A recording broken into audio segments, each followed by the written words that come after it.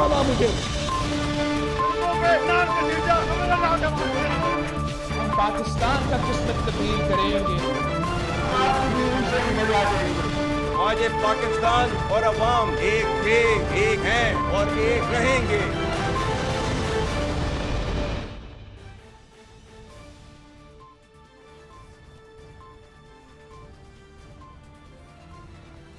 जी अस्सलाम वालेकुम। प्रोग्राम में आज चंद अहम मुद्दात के हवाले से बात करेंगे। सबसे पहले बात करेंगे पाकिस्तान तहरीक इंसाफ से और जो अहम चंद एक सवालात करेंगे। एक तो ये कि मकबूलियत की दावेदार जो सियासी जमात है पाकिस्तान तहरीक इंसाफ, उसको क्या एस्टैब्लिशमेंट की कबूलियत का इंतज़ार है या एस्टैब्लिशमेंट की कबूलियत का एक दावा करना पड़ चुका है, हालांकि इसी जमात को मकबूलियत का दावा भी है। तो क्या वजह है कि अब पाकिस्तान तहरीक इंसाफ और बानी पीटीआई इमरान खान एस्टैब्लिशमेंट से मुतालबा कर रहे हैं कि आप न्यूट्रल हो जाएं, जबकि माजी में ज़्यादा दूर नहीं जाएं। यही इमरान खान साहब कहते रहे हैं कि न्यूट्रल तो जानवर होता है। तो अब ये यू टर्न बयानिए में पाकिस्तान तहरीक इंसाफ के क्यों है? आर्मी चीफ को एस्टैब्लिशमेंट को राज़ी करने की कोशिश या उनके साथ राज़ी नामा करने की कोशिश क्यों की जा रही है पाकिस्तान तहरीक इंसाफ की जानिब से?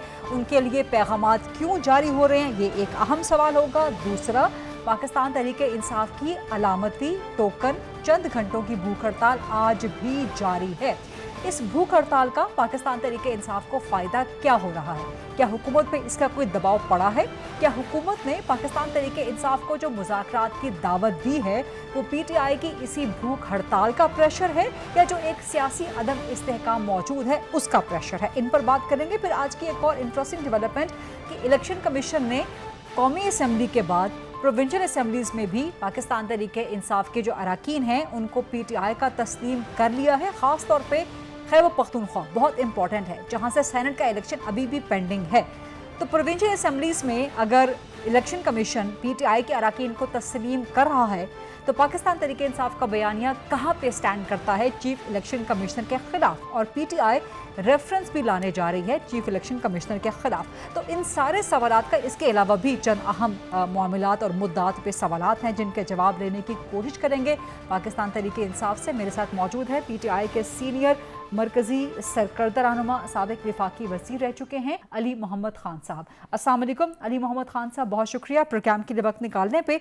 पाकिस्तान तहरीक इंसाफ वो जमात जिसको मकबूलियत का दावा है और बे इंतहा मकबूलियत का दावा है, क्या अब वो एस्टैब्लिशमेंट के दर पे कबूलियत का इंतज़ार कर रही है? क्या वजह है कि आप लोग आर्मी चीफ को एस्टैब्लिशमेंट को राज़ी करना चाहते हैं, राज़ी नामा करना चाहते हैं? मामला क्या है? पैगामात क्यों जा रहे हैं? बहुत शुक्रिया। बिस्मिल्लाहिर्रहमानिर्रहीम, अल्लाहुम्मा सल्ली अला मुहम्मद व अला आलि मुहम्मद।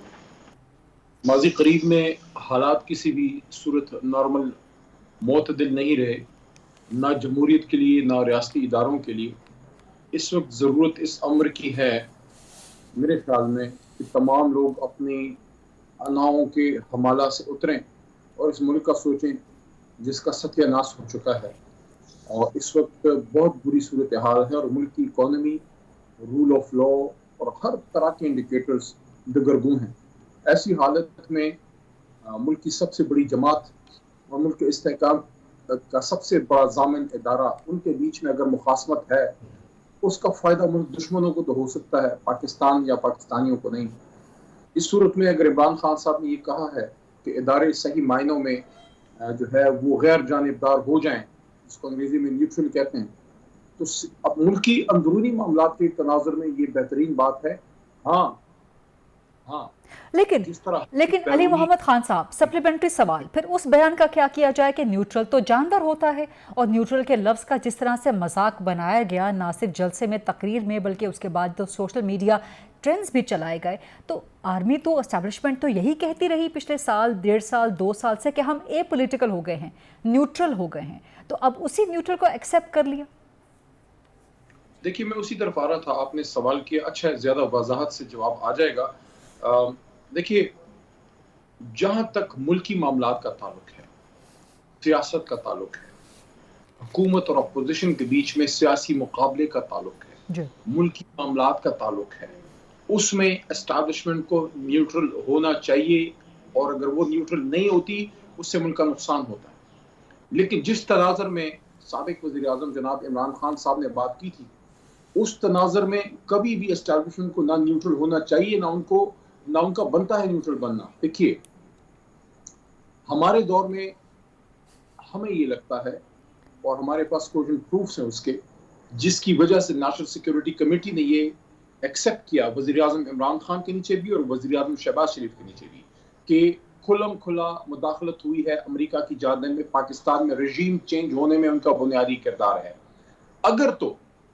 اگر تو پاکستان کی کسی بھی حکومت کے خلاف کوئی بین الاقوامی سازش یا مداخلت ہوتی ہے اس میں اداروں کا نیوٹرل ہونا نہیں بنتا. لیکن اگر ملک کے اندر کوئی سیاسی گہما گہمی ہے, کوئی عدم اعتماد آ رہی ہے, کوئی الیکشن ہو رہا ہے, کوئی بھی میٹر ہے, اس میں تو سب پاکستانی ہیں. جب تک کوئی بیرونی مداخلت کا عمل نہ ہو, بیرونی سازش کا کوئی احتمال نہ ہو, تب تک تو اسٹیبلشمنٹ کا سوال ہی پیدا نہیں ہوتا کہ وہ نیوٹرل جو ہے وہ نہ رہے. آپ کو نیوٹرل ہونا ہے. لیکن آج بھی علی محمد خان صاحب ایک اور سپلیمنٹری علی محمد خان صاحب ایک اور سپلیمنٹری سوال. یہ بات اس سے بالکل کلیئر ہو جائے گا موقف. آج بھی اگر شہباز شریف حکومت کو کسی بین الاقوامی طاقت سے اسی طرح مداخلت کا سامنا کرنا پڑے جس طرح ہمیں کرنا پڑے تھا, تب نہ اداروں کو نیوٹرل ہونا چاہیے نہ ہمیں نیوٹرل ہونا چاہیے. ہم شہباز شریف سے یا شہباز شریف ہم سے یا زرداری صاحب ہم سے, ہم زرداری صاحب سے سیاسی مقابلہ تو کریں گے, لیکن جب آصف زرداری صدر مملکت کی کرسی پہ بیٹھے اور ان کے خلاف بیرونی مداخلت ہوتی ہے, پھر اداروں کا اور اپوزیشن کا بھی کام ہے کہ صدر کی کرسی کے ساتھ کھڑا ہو. تو اس میں ہمیں تفریق کرنی ہوگی. اندرونی معاملات میں اداروں کو نیوٹرل ہونا چاہیے, بیرونی مداخلت میں ادارے کا نیوٹرل ہونا بنتا ہی نہیں. ٹھیک, یہ آپ نے وضاحت کر دی, آپ نے بڑی اچھی وضاحت کر دی. میرا اگلا سوال اسی حوالے سے تھا, پر میرے سوال سے پہلے ہی آپ کی طرف سے یہ وضاحت آ گئی. دوسری چیز, آن ریکارڈ عمران خان صاحب کے جب وہ وزیر اعظم تھے بیانات موجود ہیں کہ ہم نے کوئی بل پاس کروانا ہوتا تھا, اپنے اتحادیوں کو ساتھ رکھنا ہوتا تھا, ووٹنگ کے معاملات ہوتے تھے, چاہے وہ اعتماد کا ووٹ ہو چاہے دیگر معاملات ہو, تو میں ایجنسیز کو کہا کرتا تھا کہ میری سپورٹ کریں, لوگوں کو کھینچ کے لائیں پارلیمان کے اندر. تو یہ بھی تو اس وقت کی اسٹیبلشمنٹ کے نیوٹرل نہ ہونے کی بہت بڑی دلیل تھی, جو کہ اس وقت پاکستان تحریک انصاف کو سوٹ کرتی تھی. اس کے بارے میں کیا کہیں گے علی محمد خان صاحب, ذرا کوئکلی. میرے خیال میں تمام جماعتوں کو اگر ملک کو آگے لے کے جانا ہے, یہ جو ونڈو آف اپرچونٹی ہے جو عمران خان صاحب نے خود آج ایک بات کی ہے کہ آپ نیوٹرل ہو جائیے, اس سے ہمیں فائدہ اٹھانا چاہیے. میں یہ نہیں کہہ رہا کہ تمام سیاسی جماعتوں کا بشمول ہمارا کوئی بہت ہی زیادہ آئیڈیل کردار رہا ہے. ہماری پچھلی 30-35 سال کی تاریخ, زیادہ پیچھے نہیں جاتے, پوسٹ ضیاء صاحب, پوسٹ ضیاء ایرا, جب شہید بھٹو صاحبہ بن نظیر صاحبہ پاکستان واپس آئیں, ہماری ہسٹری کا ایک تاریخ باب ہے آپریشن مڈ نائٹ جیکال, ہماری ہسٹری کا تاریخ باب ہے IGI کا بننا, ہماری ہسٹری کا تاریخ باب ہے پیپلز پارٹی توڑ کے پیٹریاٹ بننا, اور یہ بھی ہماری ہسٹری کا تاریخ باب ہے کہ مسلم لیگ نون توڑ کے کیو لیگ بننا, اور یہ بھی پاکستان کی تاریخ کا ایک بہت ہی تاریخ باب ہے کہ لیاقت علی خان کی کہانیاں تو ہم نے بچپن میں سنی تھی کتابوں میں کہ شہید ہو گئے, یا بے نظیر صاحبہ ہماری ارلی یوتھ میں وہ شہید ہو گئیں. آج ہماری آنکھوں کے سامنے ایک سابق وزیر اعظم کو گولیاں لگی ہیں, آج ہماری آنکھوں کے سامنے ایک رجیم چینج ہوئی ہے, چاہے اس کو کوئی مانے یا نہ مانے. ان ساری چیزوں سے سیکھنا ہے. ہم سے بھی غلطیاں ہوئی ہوں گی, اوروں سے بھی ہوئی ہیں. اب 2 راستے ہیں, مجھے اس پہ ختم کرنے دیجیے آپ کے سوال کا جواب دیتے ہوئے. 2 راستے ہیں, یا تو وہی جو ہم ٹٹ فور ٹیٹ کر رہے ہیں اور ایک دوسرے کے خلاف لان تان کر رہے ہیں جس سے قوم کو کچھ نہیں مل رہا سوائے لڑائی کے, اور یا یہ ہے کہ اپنی غلطیوں کو سب تسلیم کرتے ہوئے, جس کی بات عمران خان صاحب نے کی تھی کہ ٹروتھ اینڈ ریکنسیلیشن کمیشن کی ایک اندیا دیا تھا کہ غلطیوں کو تسلیم کر کے عہد کریں کہ پاور سٹرگل میں 25 کروڑ عوام کو اور نہ پیسیں. the most important, اس ساری کہانی میں سب سے امپورٹنٹ, سب سے اہم جو اثاثہ ہے, جو اکائی ہے, جس کا ذکر اس فسانے میں نہیں ہے, وہ 25 کروڑ عوام ہے جس کے لیے ہم سب سیاست کرتے ہیں. اس کی حفاظت کے لیے لوگوں نے کمرے کسی ہوئی ہیں, کسی نے وردی پہنی ہوئی ہے, کسی نے قلم اٹھایا ہوا ہے, کسی نے سیاست کا بیڑا اٹھایا ہوا ہے, اور کوئی آپ کی طرح جرنلزم کر رہا ہے. اصل میں تو VIP وہ لوگ ہیں جن کو ہم نے کھڑے نہ ڈالا ہوا ہے, 25 کروڑ عوام. بالکل درست بات ہے آپ کی, بالکل درست بات ہے. تو اسی سے ریلیٹڈ ایک کوئک کوشچن, اس کا کوئک جواب میں آپ سے چاہوں گی. کیا پاکستان تحریک انصاف عدم اعتماد لانا چاہتی ہے, یا یہ سوچ موجود ہے حکومت کے خلاف جس کے لیے آپ اسٹیبلشمنٹ کو نیوٹرل ہونے کا میسج دے رہے؟ دیکھیے, ہمیں ہمارا اپنا مینڈیٹ چاہیے. اگر ہمیں ہمارا اپنا مینڈیٹ ملتا ہے وہ 2/3 ہے. اگر یہ کسی کا خیال ہے کہ پیپلز پارٹی کے ساتھ مل کے عدم اعتماد, تو بات کا مجھے نہیں پتا, سیاست میں سب کچھ ہوتا ہے, لیکن میں اصولی بات کرنے والا آدمی ہوں, اور میں سمجھتا ہوں کہ جتنا ایک سیاسی اختلاف تحریک انصاف کا میاں صاحب کی جماعت سے ہے، اتنا ہی زرداری صاحب کی جماعت سے ہے کہ میاں صاحب کی جماعت میں موروثیت، میرٹ کی خلاف ورزی، کرپشن کے بہت سنگین الزامات، سیم گوز ود زرداری صاحب. تو زرداری صاحب کے ساتھ مل کے عدم اعتماد لے کے آنا پیپلز پارٹی کے ساتھ مجھے فی الحال کافی دور لگتا ہے. ٹھیک ہے، بالکل ٹھیک ہے. دوسرا، آج چیف الیکشن کمیشن کی طرف سے آپ کی جو پروونشل سیٹیں ہیں وہاں پر بھی مخصوص سیٹیں آپ کی تسلیم کر لی گئی ہیں آپ کے اراکین کو. یہ بہت بڑی ڈیولپمنٹ ہے پی ٹی آئی کے حق میں. تو اس سے دو چیزیں، ایک تو سینٹ کا الیکشن کے پی کی حد تک وہ پینڈنگ ہے کہ آپ سمجھتے ہیں کہ وہ اب ہو جانا چاہیے، حلف وہاں پہ اٹھا لینا چاہیے کے پی میں اراکین کو، پھر سینٹ کا الیکشن پروسیس وہاں پہ مکمل ہو جائے. دوسرا، کیا یہ اس بات کا ثبوت نہیں، اس بات کی دلیل نہیں کہ جو Pakistan Tehreek Insaf chief election commissioner یا الیکشن کمیشن کے ممبران کے خلاف ریفرنس لائی ہے یا جو بیانیہ بنا رہی ہے سو مچ کہ آرٹیکل 6 تک کا مطالبہ کر رہی ہے، تو یہ غلط ہے؟ الیکشن کمیشن کے سے آپ کو ریلیف بھی مل رہا ہے، آپ کے خلاف فیصلے بھی آ رہے ہیں جو کہ ہو سکتا ہے آئین اور قانون کے مطابق ہو لیکن آپ کو سوٹ نہ کر رہے ہوں. علی محمد خان صاحب. الیکشن کمیشن ناراض ہی نہ ہو جائے میرے سے. الیکشن کمیشن اس وقت پاکستان کی سیاست کا ایک ناراض بچہ ہے جو جس کا دل نہیں کر رہا آئین پہ چلنے کو، لیکن کیا کریں، مجبوری ہے، چلنا پڑتا ہے. تو سپریم کورٹ کے فیصلے کے سامنے آپ کو دو رائے کوئی نہیں، کیونکہ جن لوگوں کی وجہ سے کوئی شخص، کوئی بھی عہدے پہ بیٹھا شخص غلط کچھ کرتا ہے یا اپنی ڈیوٹی پوری نہیں کرتا، وہ شخص، وہ لوگ کبھی آپ کے ساتھ اس وقت کھڑے نہیں ہوتے جب آپ کے پیروں کے نیچے زمین گرم ہو جائے. کیونکہ یہ جو الیکشن ہوا ہے آرٹیکل 190 کے تحت پاکستان کا ہر ادارہ، army, inter services, M I, police, interior ministry, foreign affairs, finance department, F B R plus election commission of Pakistan and what not سب پابند ہیں کہ they have to come in aid of supreme court. Supreme court نے حکم دیا آزاد شفاف election کیجئے، آپ نے نہیں کیا. کیا وجہ تھی؟ کیا امر مانے تھا؟ کیوں ایسا کیا آپ نے تحریک انصاف کے ساتھ؟ آج نہیں تو کل اس کی پوچھ ہوگی. اس سے بڑی آرٹیکل 6 کی کیا خلاف ورزی ہو سکتی ہے کہ ایک الیکشن کو آپ رگ کروا دیں اور اتنے بڑے پیمانے پہ کہ فارم 45 سب کچھ تیار ہو جائے اور آخر میں آپ ایک چٹ دے دیں یہ لو فارم 47 تم نہیں وہ جیت گیا ہے. یہ بہت بڑا حملہ ہے آئین پہ. میں اب بھی کہہ رہا ہوں الیکشن کمیشن کے پاس دیکھیے کبھی راستے بند نہیں ہوتے، اللہ کا علی محمد خان صاحب وقت بالکل ختم ہو چکا ہے تو اگر ریپ اپ کر لیں. اب بھی راستہ ہے، سپریم کورٹ کا فیصلہ منون امپلیمنٹ کیجئے اور سپریم کورٹ سے درخواست ہے آپ 184(3) کی جو ہماری پٹیشن 5 مہینے سے پڑی ہے اس کو آئیے جوڈیشل آڈٹ کیجئے 2024 کے الیکشن کا، جس کا حق ہے اس کو دے دیجئے، ملک آگے چل پڑے گا. بالکل ٹھیک. بہت شکریہ علی محمد خان صاحب. اس ڈسکشن کا وقت فی الحال ختم ہو چکا ہے. آئی وش کہ تھوڑا سا ٹائم زیادہ ہوتا تو مزید بھی کچھ سوالات تھے، پر انشاءاللہ اگلے پروگرام میں، اگلے نشست میں آپ سے باقی سوالات بھی کر لیں گے. وقت دینے کا بہت شکریہ. پروگرام میں آگے بڑھتے ہیں، مسلم لیگ نون سے بات کرتے ہیں. میرے ساتھ موجود ہیں مسلم لیگ نون کے سینئر مرکزی سرکردہ رہنما، سابق وفاقی وزیر رہ چکے ہیں خرم دستگیر خان صاحب. السلام علیکم خرم دستگیر خان صاحب، شکریہ پروگرام کے لیے وقت نکالنے پہ. جو فچ کی آج رپورٹ آئی ہے، ٹھیک ہے، بڑی پرومسنگ ہے، بڑی اچھی پکچر وہ دکھاتی ہے، روزی پکچر کہ پاکستان کی معیشت کی کریڈٹ ریٹنگ جو ہے وہ بہتر ہو گئی ہے. اسٹاک مارکیٹ نے اس پہ رسپونڈ کیا ہے، بڑا اچھا رسپونڈ کیا ہے پازیٹیولی. وہاں پہ انڈیکس میں جو ہے وہ تیزی آ گئی، بڑا اچھا انڈیکس جو ہے وہ بند ہوا. انٹرسٹ ریٹ حکومت نے جو ہے 1 بیسک پوائنٹ جو ہے وہ ڈیکریز کر دیا.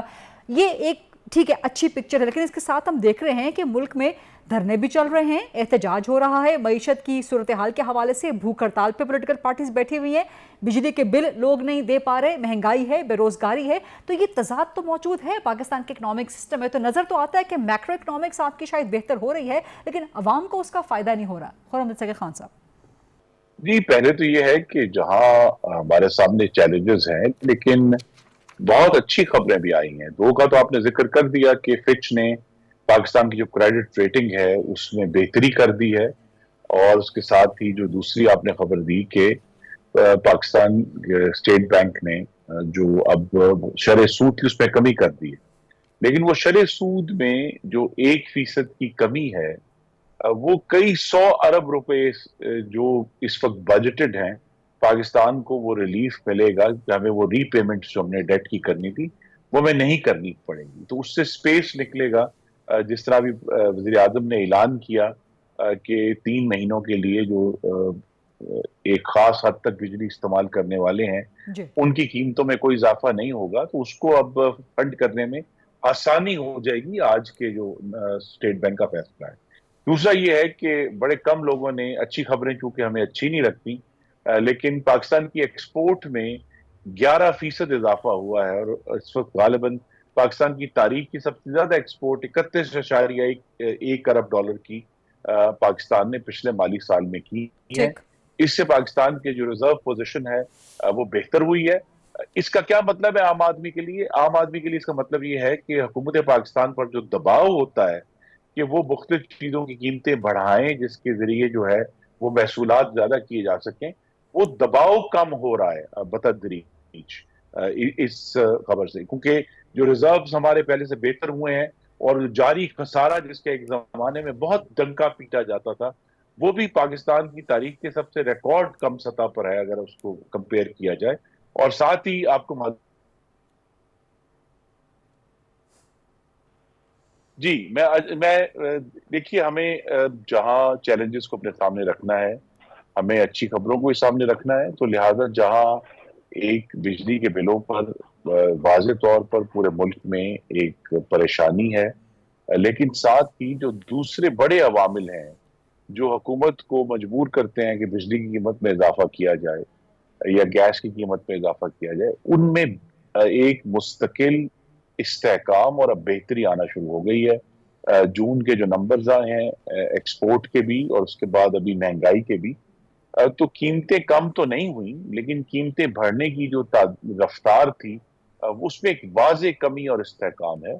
تو یہ ایک بہتر آنے والی معیشت کی نشاندہی کر رہا ہے اور ہماری یہ توقع ہے کہ انشاءاللہ اگلے یہ جو مالی سال اس کا آغاز ہوا ہے اور پہلا مہینہ گزرا ہے اس سے جو ہے مستقل ہر مہینے بہتری آئے گی. جو سیاسی عوامل ہیں وہ اب حصہ ہیں اس ساری ہماری جمہوریت کا اور ان سے ہم نمٹیں گے، لیکن جو بنیادی کام ہے جس کی ذمہ داری وزیر اعظم شہباز شریف ان کی کابینہ نے لی ہے اس میں الحمدللہ انہیں کامیابی ہو رہی ہے. ایک بریک لیتے ہیں اور بریک کے بعد واپس آتے ہیں تو خرم دستگیر خان صاحب کا جواب لیتے ہیں.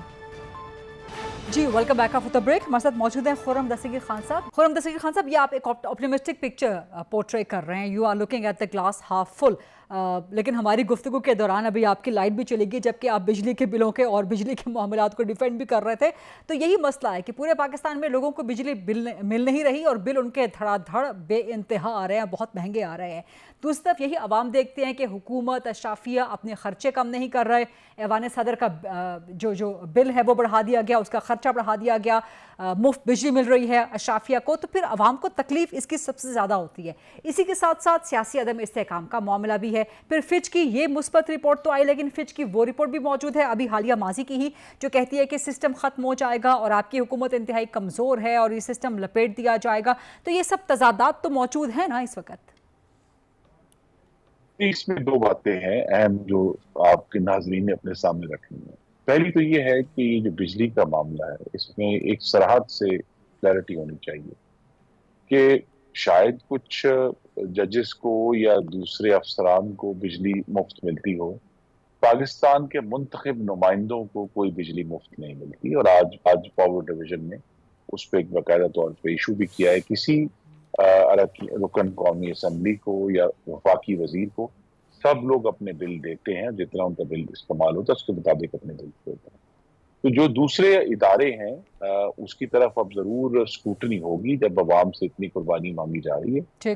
اور میری توقع یہی ہے کہ ایک واضح اعلان ہونا چاہیے، اگرچہ اس کا کوئی زیادہ امپیکٹ نہیں آئے گا لیکن سب کو برابر رکھنے کے لیے ضروری ہے کہ یہ حکومت اعلان کرے کہ کسی بھی پاکستان کے شہری کو کسی بھی عہدے پر ہو اسے مفت بجلی نہیں ملے گی. تو لہٰذا یہ واضح اعلان، اس میں کوئی شک نہیں.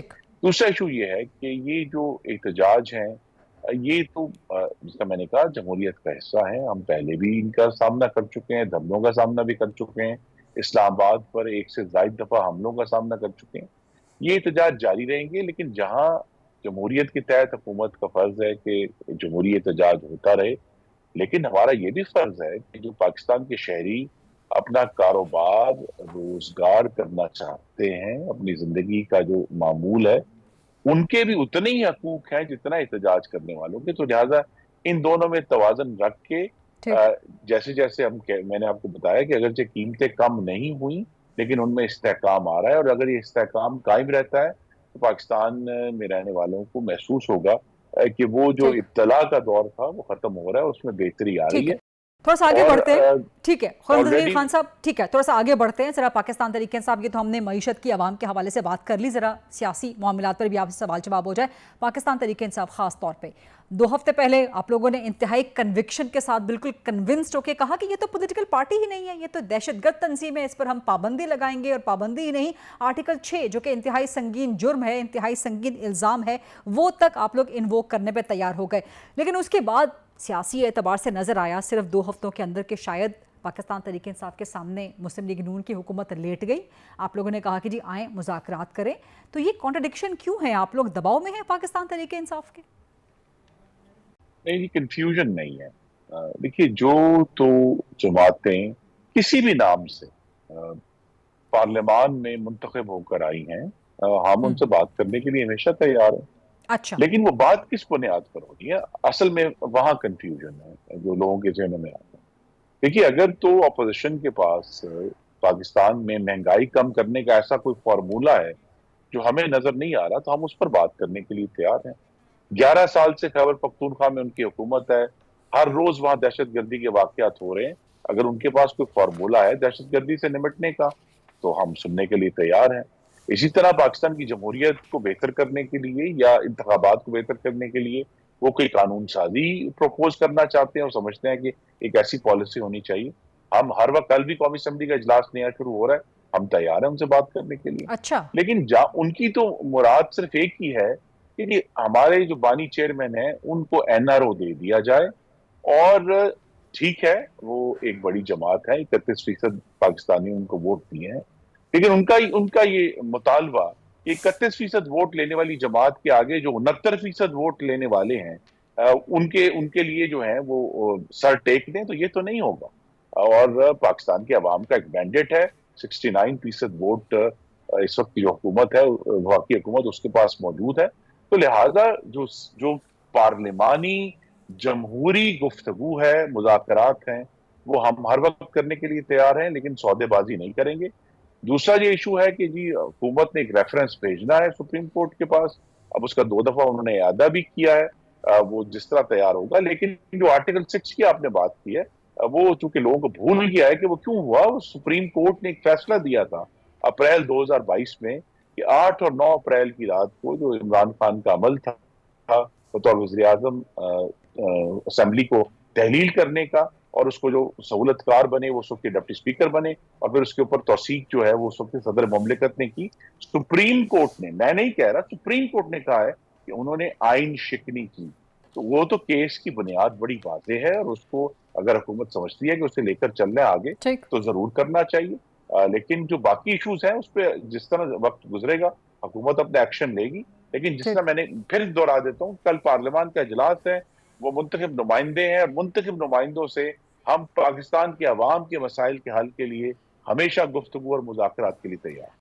سر یہی تو پرابلم ہے PMLN کا اور PMLN کی گورنمنٹ کا کہ آپ کے اندر کانٹرڈکشن ہے، کنفیوژن ہے. یا تو پارلیمان کے اندر جو بیٹھے ہوئے ہیں PTI کے نمائندے ہیں نا، اب تو سپریم کورٹ نے بھی کہہ دیا کہ PTI سیاسی جماعت ہے، وہ PTI کے لوگ ہیں نا، دے آر ناٹ سنی اتحاد کونسل کے لوگ سپریم کورٹ کے فیصلے کے مطابق. اور آپ لوگ PTI کو دہشت گرد قرار دیتے رہے ہیں. تو جو پارلیمان میں بیٹھے ہیں، یا تو آپ لوگ کنونسڈ ہو جائیں یا کنفیوز ہو جائیں، کسی ایک طرف رہیں نا کہ وہ کون ہیں. وہ پارلیمان میں بیٹھے ہوئے PTI کے نمائندے دہشت گردوں کے نمائندے ہیں یا سیاسی نمائندے ہیں. آپ بار بار کہہ رہے ہیں کہ کل قومی اسمبلی کا اجلاس ہے، ان سے بات کر لیتے ہیں جو پارلیمان میں بیٹھے ہیں. بٹ پارلیمان میں بیٹھے ہوئے کیا PTI دہشت گرد تنظیم ہے یا سیاسی تنظیم ہے، سیاسی جماعت ہے؟ یہ تو کم از کم اپنے اندر وضاحت کر لیں. دوسرا آپ نے کہا جی 30% PTI دعویٰ کرتی ہے، اس کے مقابلے میں 70%. تو PTI جو دعویٰ کرتی ہے کہ 30% وہ سنگولر لارجسٹ پارٹی کے طور پہ ووٹ بینک رکھتی ہے، 70% آپ کے الائنس کا ہے، آپ کے الائز کا ہے، not any singular party, not People's Party, not PMLN, not any other party. تیسرا، سپریم کورٹ کا فیصلہ آپ نے وضاحت تو کر دی آرٹیکل 6 کے بنیاد کو، لیکن سپریم کورٹ نے اس میں کہا کہ ایک ان کانسٹیٹیوشنل کام ہوا جس کو PTI کانسٹیٹیوشنل بریچ کے طور پہ. لیکن بہرحال یہ تضاد، یہ کنفیوژن تو آپ کا برقرار ہے کہ حکومت نے کیا کرنا ہے PTI کے ساتھ. نہیں تو دیکھیے نا، پھر اس کا مطلب جو اصل نمبرز ہیں وہ 31% اور 69% کے ہیں. تو 31% والوں کے لیے کیا سب کچھ پھر پاکستان کے آئین کو روند کر ہم باہر پھینک دیں؟ یہ نہیں ہوگا. ان کو بھی احترام کرنا ہوگا. جس سے احترام کی وہ ہم سے توقع کر رہے ہیں انہیں بھی 69% کا احترام کرنا ہوگا، اور وہ احترام کرنے سے اس وقت انکار کر رہے ہیں. انہوں نے خود ہی اپنے ذہن میں ایک مفروضے بنا لیے ہیں کہ ہماری پتہ نہیں کتنی نشستیں تھیں. اس لیے میں نے ووٹس کی بات کی، میں نے نشستوں کی تو بات ہی نہیں کی، میں نے ووٹس کی بات کی ہے کہ ووٹس تو واضح ہیں جس نے جتنے ڈالے ہیں پاکستان کی عوام نے. تو لہٰذا ان کو بھی یہ بات سمجھنی ہے کہ ہمیں اگر تو رواداری سے چلنا ہے تو ہم چلیں گے. اگر وہ رواداری سے مجھ سے انکار کر رہے ہیں، خاص طور پر ان کے جو سب سے ذمہ دار، جن کے پاس ذمہ دار سرکاری عہدہ ہے خیبر پختونخوا کے وزیر اعلیٰ، اگر وہ مستقل دھمکیاں دیتے رہیں گے، مستقل تشدد کا پرچار کرتے رہیں گے اور اس کی دھمکی دیتے رہیں گے، تو پھر معاملات اس طرف جائیں گے جس کی طرف حکومت نے اشارہ دیا ہے. اور حکومت جو ہے وہ اپنے وقت پر اپنے فیصلے کرتی ہے. تو اگر جس طرح میں نے کہا جو بین کرنے کا معاملہ ہے اس کے لیے ریفرنس ایک سپریم کورٹ میں فائل کرنا ہے، اور وہ ریفرنس جو ہے وہ اگر کامیاب ہوتا ہے تو اس کے بہت بڑے نتائج ہیں. وہ تو پھر ان کو جو تحریک انصاف ہے اس کو قومی اسمبلی میں اپنی نشستوں سے بھی ہاتھ دھونے پڑیں گے الیکشنز ایکٹ 2017 کے تحت. تو لہذا وہاں یہ سب ایشوز جو ہیں وہ سامنے ہیں، اور اسی لیے ضروری یہ ہے کہ جہاں ہم ضرور سیاست ڈسکس کریں کہ کون کس کے خلاف احتجاج کر رہا ہے، لیکن پاکستان کی معیشت میں جو بہتری آئی ہے اس کو بھی ساتھ ہی اسی میز پر رکھنا ہوگا کہ جہاں ہم کہتے ہیں کہ جی ایک ضرور سب کو پریشانی ہے کہ اسلام آباد میں حالات کس قسم کے ہیں، لیکن پاکستان کی معیشت کے حالات جو ہیں وہ مستقل طور پر استحکام کی طرف جا رہے ہیں. ٹھیک ہے، بہت بہت شکریہ خرم دستگیر خان صاحب پروگرام میں گفتگو کرنے کے لیے. ایک بریک کا وقت ہوا ہے، let's take a short break, اس کے بعد واپس آتے ہیں تو ایک بہت اہم ایشو کے حوالے سے بات کریں گے. دہشت گردی اور دہشت گرد تنظیمیں نوجوانوں کو کس طرح سے ورخلاتی ہیں، خاص طور پہ ڈیجیٹل میڈیا کا سہارا لے کے نوجوانوں کو کس طرح سے ریکروٹ کرتی ہیں، اور اس طریقہ واردات کے خلاف پیغام پاکستان کتنا امپورٹنٹ ہے، اس پہ بات کریں گے آفٹر شارٹ بریک. جی welcome back after the break. اس وقت اس سیگمنٹ میں پروگرام کے اس حصے میں انتہائی اہم ٹاپک کے حوالے سے ڈسکشن کریں گے.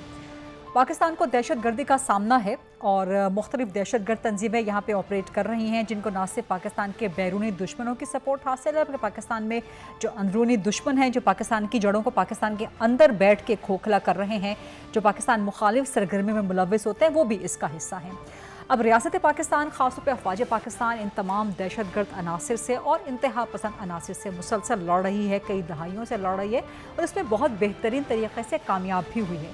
اس کامیابی کی بہت بڑی قیمت بھی ادا کی ہے پاکستان نے، افواج پاکستان نے، ریاست پاکستان نے، جو کہ نہ صرف سویلینز بلکہ افواج پاکستان کے جو جوان ہیں، جو آفیسرز ہیں، ان کی شہادت کی صورت میں آج بھی گوادر میں ایک پرتشدد ہجوم نے جس طرح سے جو کہ پاکستان کے مخالف ایک انتہا پسند رویہ رکھتا ہے اور پاکستان کے ریاست اور آئین اور قانون کے مخالف ایک کنڈکٹ رکھتا ہے، انہوں نے سیکیورٹی فورسز پہ حملہ کیا. بہرحال یہ دہشت گرد تنظیمیں مختلف طریقوں سے پاکستان میں آپریٹ کرتی ہیں اور ان کا ایک پسندیدہ طریقہ واردات ہوتا ہے نوجوانوں کو ٹارگٹ کرنا.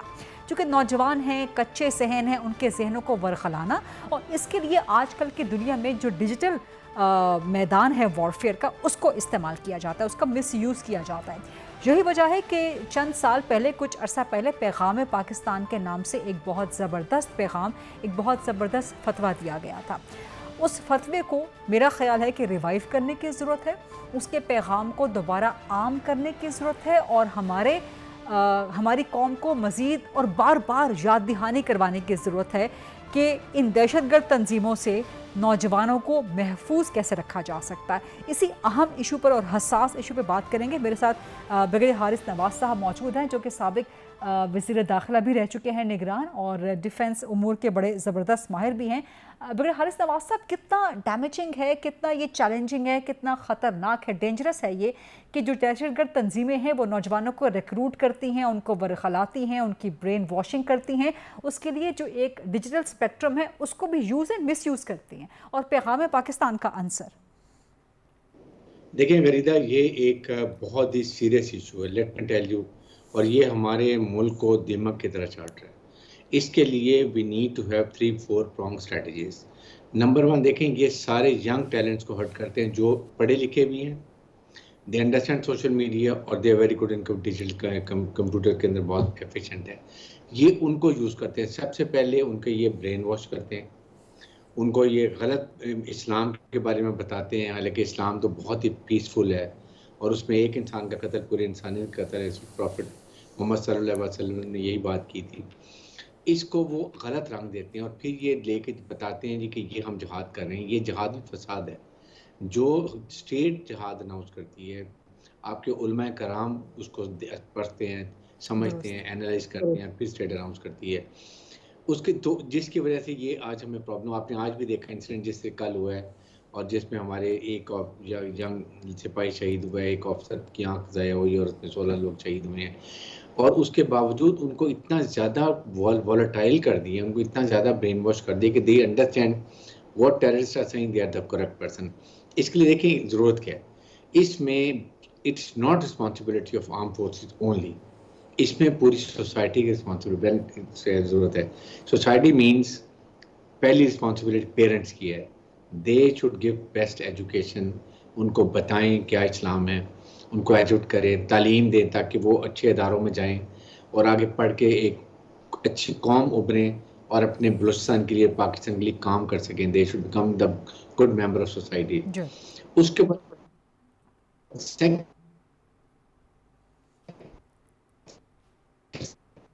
यूनिवर्सिटी में जाते हैं, वहाँ लेक्चर्स किए हैं, वहाँ के साथ किया है।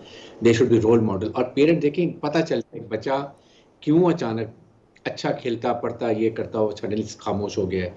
वो एक कुछ कंटेंट्स पढ़ना शुरू कर जाता है, फैमिली से बहन भाई से दूर होता जाता है, स्कूल में खामोश जाता है, वहाँ प्रिंट पढ़ें एंड यू आइडेंटिफाई के what's wrong with him, what is happening, उससे पूछे, काउंसलिंग करें, बच्चा बता देगा, फिर आप उसको समझा सकते हैं। उसके बाद आ जाती है आपकी ये आहिस्ता आहिस्ता इनको ब्रेन वॉश के, इनको पैसे भी देते हैं और ये बड़ा ही ख़तरनाक इस वक्त स्टैंड रहा। फिर उलमाए कराम देखें, उलमाए कराम सारे मदरसे के में ये इनका इन्फ्लुएंस है। They have to go and वहाँ उनको एजुकेट करें, लेक्चर दें, बताएं इस्लाम क्या है, जिहाद क्या है। इसी पर ये जो जिहाद की आप बात कर रहे हैं, फसाद के ख़िलाफ़ जिहाद, इसी पर मैं ज़रा चाहूँगी कि आप एम्फसाइज़ करें कि किस तरह से इस सोसाइटी की ख़ासतौर पे उलमाए कराम की ज़िम्मेदारी है कि वो अवाम को, पूरी कौम को एक बड़े पैमाने पे आगाह करें कि जिहाद बिल फसाद कैसे करना है। ये खवारजी हैं जो कि पाकिस्तान की जड़ें खोखली करना चाहते हैं और ये फसाद फिर अर्ज़ फैला रहे हैं। देखें, ये मदरसे ज़्यादातर हमारे उलमाए कराम में चला रहे हैं जी। दे हैव टू सी कि आपको हुकूमत को चाहिए कि एक उलमाए कराम की कॉन्फ्रेंस करें। They all come on one grid, और वो ग्रिड क्या, डायरेक्शन क्या, फोकस क्या है कि पाकिस्तान फर्स्ट, पाकिस्तान को हमने दुश्मन की जो ये अटैक हाइब्रिड वॉर को, इसको हमने कैसे डिफीट करना है। और नंबर 2, बच्चों को क्या पढ़ाना है, बच्चों को जाके देखें, डिस्कस करें जिहाद क्या है, इस्लाम क्या है, इस्लाम की टीचिंग क्या है, इस्लाम टेनेंट्स ऑफ इस्लाम क्या है। उसके बाद आपने बताना है कि जी ये इंसानियत क्या, कैसे एक इंसान का कत्ल जो रसूल अकरम सल्लल्लाहु अलैहि वसल्लम ने कैसे कहा कि उसका कितना बड़ा एक अजाला है कि इंसानियत का कत्ल है, और कोई इंसान के मुसलमान एनीवन, ये चीज़ें। उसके बाद ये फिर बच्चों की तालीम के बारे में, पेरेंट्स के बाद ये उलमाए इकराम को पढ़ा है and they have to be really focused. और मदरसे रजिस्टर करें, खुदा के लिए पाकिस्तान में 32,000 मदरसे हैं, 16,000 अनरजिस्टर्ड हैं। ये नहीं पता पैसा कहाँ से आता है, फंडिंग क्या आता है, कौन सा झंडा पढ़ा रहे हैं, किस मसलक से वो बिलोंग करते हैं। ठीक है, बहुत बहुत शुक्रिया डॉक्टर हारिस नवाज साहब, बहुत शुक्रिया वक्त निकालने के लिए और इस अहम और संगीन और हसास तरीन इशू पे अपनी राय और लोगों को जरा आगाह करने के हवाले से। ये था आज का प्रोग्राम, देखने का शुक्रिया। I'll see you tomorrow इंशाल्लाह 8 o'clock on GTV। अल्लाह हाफ़िज़।